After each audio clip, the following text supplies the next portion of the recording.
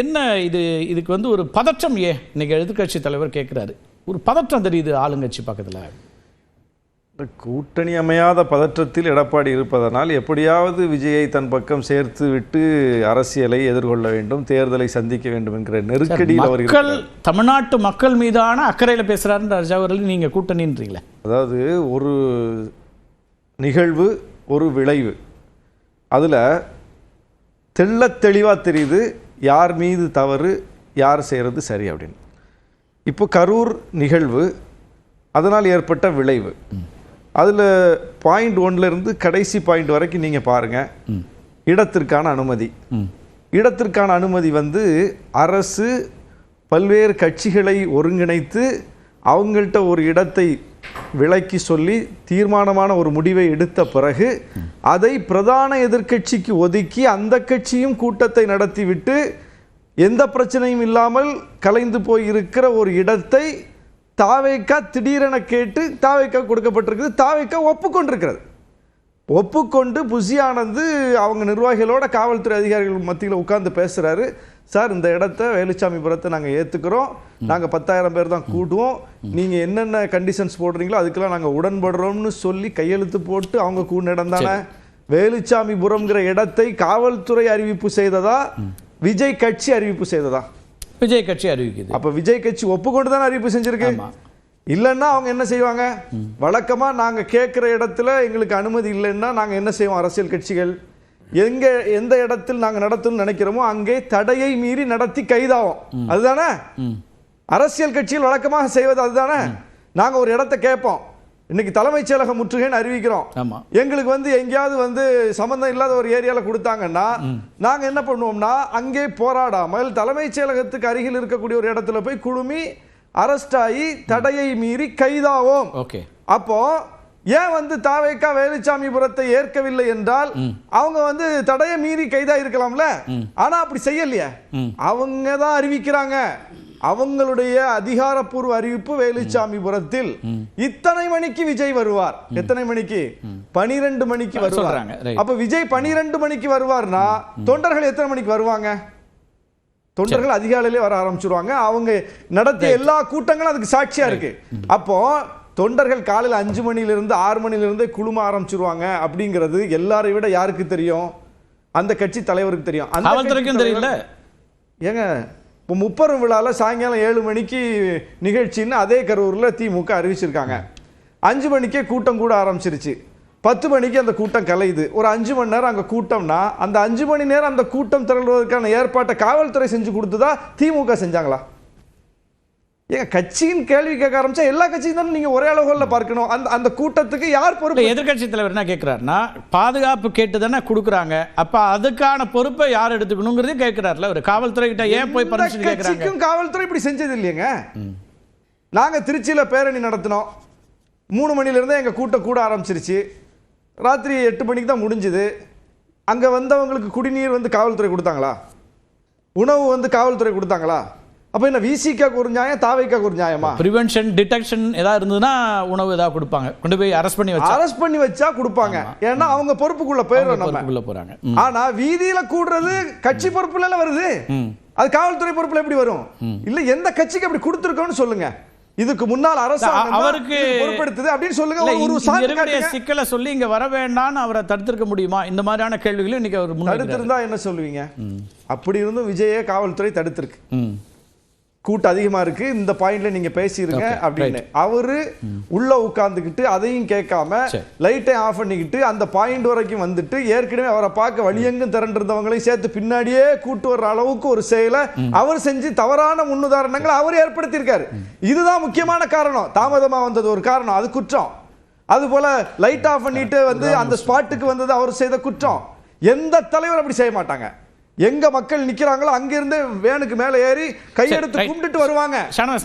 இருக்கிற மக்கள் அவரை பார்ப்பாங்க. சரி, இப்ப கட்சியா ஒரு ஆர்கனைசேஷனா அது செய்த தவறுகளை நீங்க பட்டியல் போடுறீங்க, ஒரு எதிர்கட்சியா அல்லது ஆளுங்கட்சி கூட்டணியா பட்டியல் போடுறீங்க. அதே போல இந்த பக்கம் நிர்வாகம் செய்த தவறுகள்னு ஒரு எதிர்கட்சி ஒரு பட்டியல் போடுது. அதையே நீங்க வந்து அரசியலோட முடிச்சு போட்டு விஜய்க்காக அப்படின்னு கொண்டு அதுதான் சொல்றேன். இடம் தேர்வுல அரசு செய்த தவறு என்ன? நேரம் குறித்ததுல அரசு செய்த தவறு என்ன?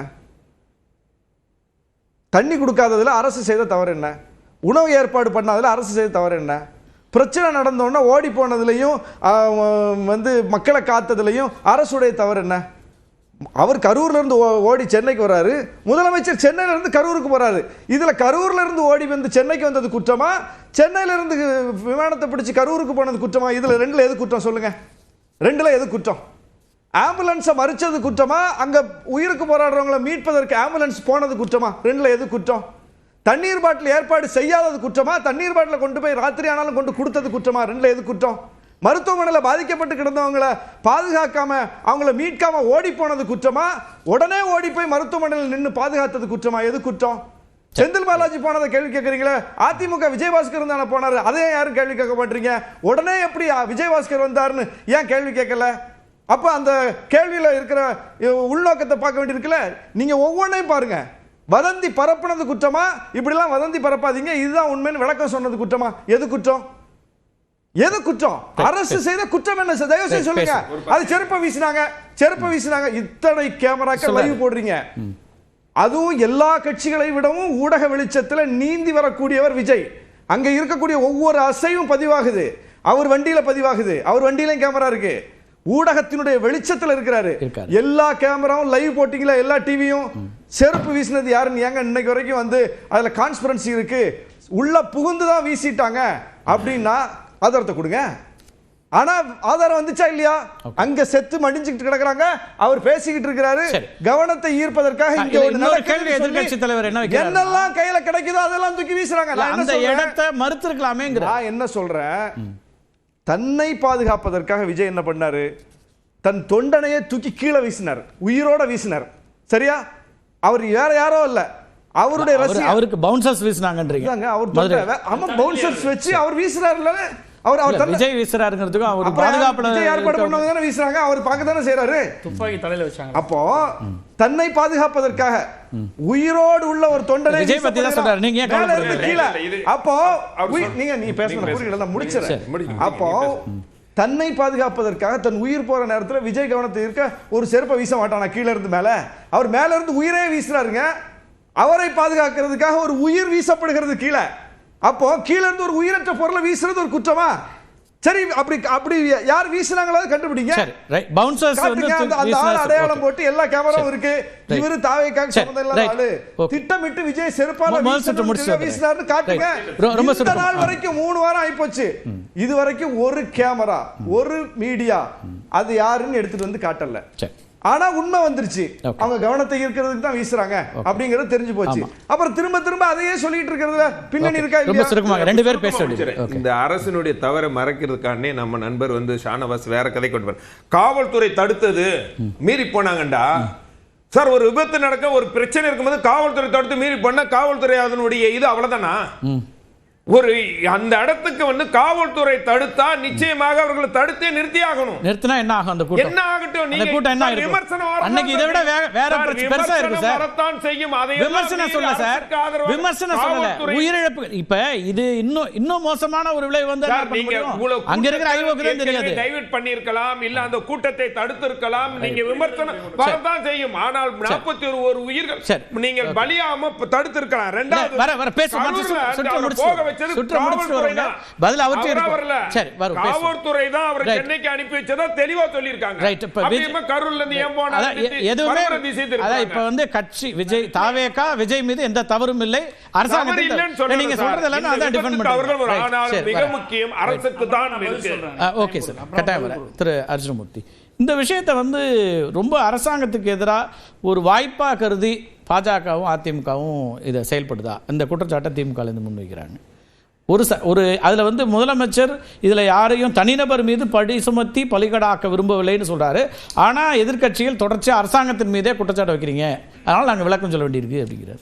எப்போதுமே ஆளுங்கட்சியாக இருக்கவங்களுக்கு அரசாங்கத்தையும் அவங்களோட அரசியலையும் சேர்ந்து செய்ய வேண்டிய சூழ்நிலையில் இருக்கிறாங்க. அவங்க தன்னோட அரசியல் பாதுகாப்புக்காக வேண்டிய அரசாங்கத்தை விட்டு கொடுத்துட முடியாது. ஸோ அதனால் அரசாங்கத்தையும் அவங்க பாதுகாத்து பேச வேண்டிய கடமையில் தான் இருக்காங்க. ஒரு எதிர்கட்சியாக இருக்கும்போது அவங்களுக்கு என்ன நிர்பந்தம் இருக்குன்னா, இப்போ அவங்க சானாவாஸ் சொன்ன மாதிரி நக்கீரன் மாதிரி குற்றமேங்கிற மாதிரிலாம் சொன்னார். ஸோ அந்த ஆங்கிளில் பார்த்தீங்கன்னா ஒரு குற்றத்தை சுட்டி காமிக்கிறதுங்கிறது பொதுமக்களோட கருத்தாக நம்மளோட கருத்து பிரதிபலிக்கணுங்கிறது வந்து ஒரு எதிர்க்கட்சி தலைவரோட கடமை அது. ரைட். அந்த கடமையை அவர் செய்கிறதுக்காக வேண்டி சட்டமன்றத்தில் முயற்சி செய்யும்போது அவருக்குண்டான ஸ்பேஸை நிச்சயம் அரசாங்கம் கொடுத்துருக்கணும். சரி.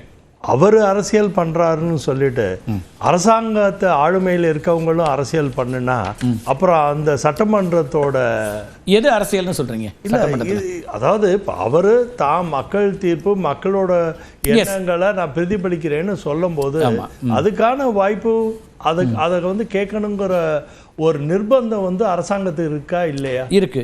ஒரு ஜனநாயக நாட்டுல ஜனநாயக பிரதிநிதித்துவம் நடக்கும்போது அதுக்கு வேணுங்கிற இடம் கொடுக்கணுமா வேண்டாமா?